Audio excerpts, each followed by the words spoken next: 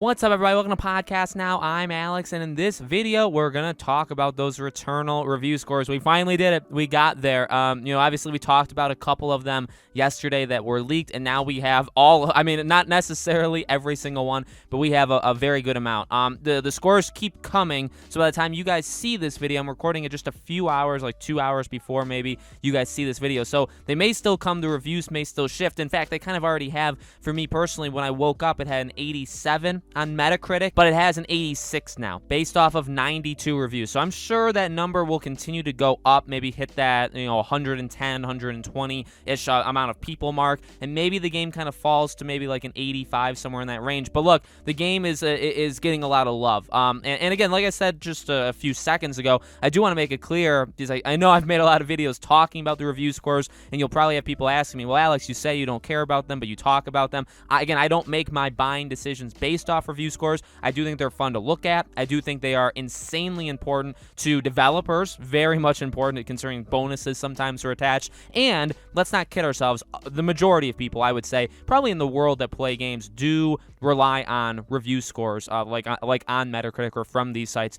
to make their buying decisions. I don't. I do think I'm in the minority, so I just want to make that very clear. So we're going to run through kind of the common themes that we've seen, some of the good, kind of the outliers. There is one specific outlier that I think is kind of funny, and I'm not going to attack them, but I am going to mention them. But before I get too far in, make sure, as always, you guys are subscribed if you have not yet already. We're pushing for 50K, and we're doing fantastic the last couple days. So make sure you guys are subscribed. Make sure you guys have the bell icon turned on. Give the video a like, and if you guys want to follow me over on Twitter, PodcastNow15 is my Twitter handle. Link for it is in the description below. All right, you can go on Metacritic yourself if you want to, and you can just scroll, and there's a lot of high 9s. There's a lot of perfect scores. I think there's like 8-ish, 7, 8 perfect scores. There's a lot of them that are 90s. 90s seems to actually be like, well, obviously the average is an 86, but if you scroll through, there is a lot of like literally 9 out of 10s, okay? You have the high 8s, you have a lot of 80s. 80s is probably like the second most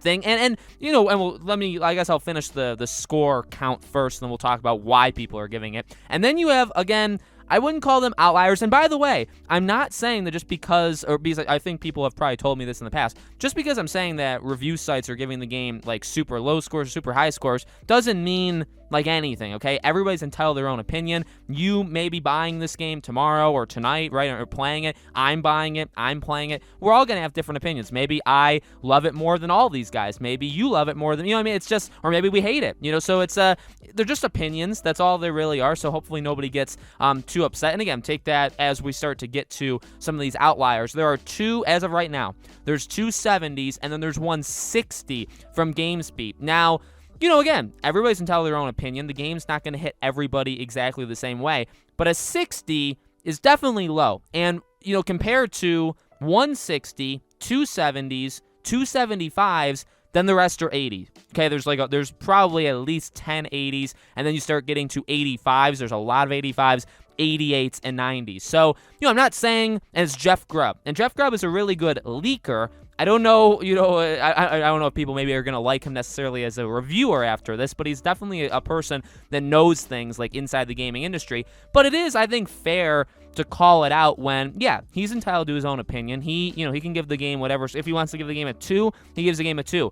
But, you have to look at it and say, okay, well, most people, again, the average is an 86. And to be honest with you, it was an 87, I think, before he was on there. So either, it has to, to bring the game down like that, or if the game continues to drop, you are going to need some of those 60s and 70s scores in order to drop the game. Obviously, a lot of the 80s would get kind of countered by a lot of the 90s or a lot of the 95s. So those are the scores. Now, what people are saying about it, it seems like we all kind of were on the money.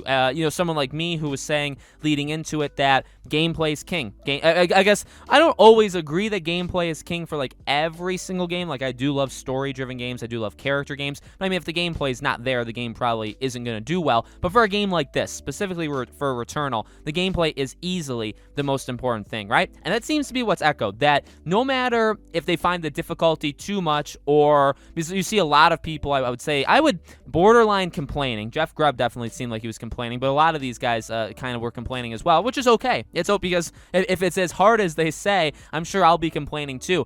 There can be times where you can be playing this game for hours, and if you die, you get reset, and it can, like, literally, you could lose those hours. Or if the game crashes on you, let's say, again, if you and then you stop, you may have to go back hours and redo it. And so, like, the difficulty is something that I've seen countless times in these. Now, I haven't watched any like visual review like on YouTube yet. I know a lot of you guys will sometimes go to specific YouTubers for it, which I think is awesome, by the way. And it's probably the better way and the way of the future instead of going to these publications. But just in terms of what I've read so far, seems to be gameplay is amazing. Like that loop, while the loop itself may be a little too hard or may even be annoying to some people, the actual fluidity, is that a word? I think it's a word, of the game, okay, and how you're moving and how you're acting and all that stuff is amazing. I have seen people, I tried to look at, because remember yesterday in those leaked scores, one of the talks of it was that the story, like, it can maybe hit for some people and it can maybe not hit for others. I did kind of notice that. I think the review scores that were in the 90s or higher, or even like the high 80s, they were praising the story. They were saying like it's definitely good, like I guess solid or better. And solid, I guess, is kind of subjective. But you know what I mean? It was good or better. Okay. Whereas the ones on the lower end, I noticed a lot of scores that gave it an 80. And remember, I talked about this. Like if it gets an 80, I think that probably means that one of them is really good and the other one isn't so good. And that's kind of what we're seeing, that either they're really upset at the difficulty or that it's too repetitive. I've seen a lot of that sometimes it's not the most fun to redo things over and over and over again. So that's something that was kind of common. So like you would see one of those weaknesses kind of shine through if the game got a lower score. And that's pretty much what you did. Again, those 80s or the 70s or 75s, the biggest thing you could see is either the story was kind of weaker to them than it was maybe to the people that gave it in the you know, the 8s and higher, or again, like the repetitiveness, they didn't like it, or it's too difficult for them, or whatever. And by the way, that I would say is something we could probably laugh at. I'm not attacking them. I want nobody going after Jeff Grubb or going after literally anybody. But if you have journalists, and this commonly happens, you know, I guess a common story, I don't even remember who it was, but with remember Doom Eternal, there was that guy who was playing it for like that early preview, and he was just like the worst player on planet Earth, and people were laughing at him, and he got all upset. That I think is. It's okay to laugh. I mean, these guys and gals, look, I mean, just literally the way it is, they're in the gaming industry. If they suck at games or if they get mad at a game, that's a problem. Now, I will say this because I don't want people twisting my words. If the game is like annoyingly hard, or kind of unfair, that's different. If the game is unfair, that's different. But the thing is with these scores is like when you have so many people giving it high scores. Again, this doesn't take into account a lot of YouTubers, which I've seen a lot of people. I think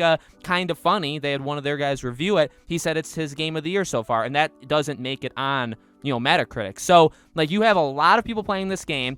The difficulty is something to pay attention to, but if you have people, like, crying about it, maybe it's not their kind of game. You know what I mean? It comes to that conversation of like, well, should they add easy mode? It's like, well, it's not that kind of, just don't buy the game. You know what I mean? So, you know, again, I haven't read every review, so don't take this and say, oh, Alex said this, Alex said that.